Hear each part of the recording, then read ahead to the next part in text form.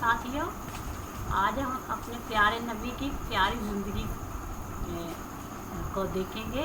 उस पे बात करेंगे कि हमारे नबी की ज़िंदगी कितनी खूबसूरत थी और वो अपनी मैरिज लाइफ में कितने खूबसूरत अंदाज से रहते थे।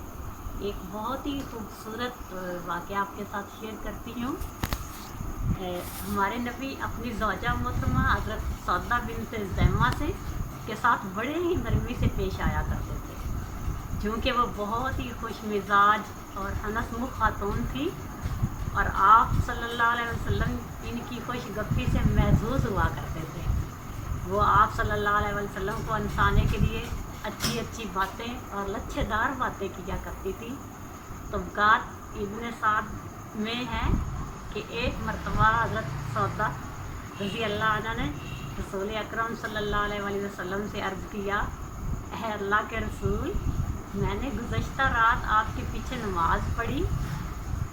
आपके साथ जो मैं रुकू में गई तो मैंने अपनी नाक ज़ोर से पकड़ लिया कि कहीं मेरी नाक से खून ना टपकने लग जाए। ये सुनकर नबी पाक हंस पड़े। इस तरह सौदा रज़ी अल्लाह अन्हा वक्तन फ़ौक़्तन कोई ना कोई बात कहकर आप सल्लल्लाहु अलैहि वसल्लम को हंसाया करती थी। ये वो पहली खातून थी जिनसे नबी पाक ने सईदा खदीजा रज़ी अल्लाह अन्हा की वफ़ात के बाद निकाह किया और इनके बारे में हज़रत आयशा सिद्दीक़ा रज़ी अल्लाह अन्हा कहा करती थी,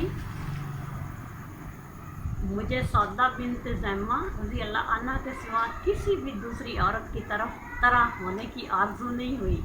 अलबत्ता इनके मिजाज में थोड़ी सी तेज़ी थी। अल्लाह ताला आपको बहुत सारी खुशियाँ, नेमतें, रहमतें और बरकतें दे और एक पुरसकून और बेहतरीन ज़िंदगी अता करे। आमीन।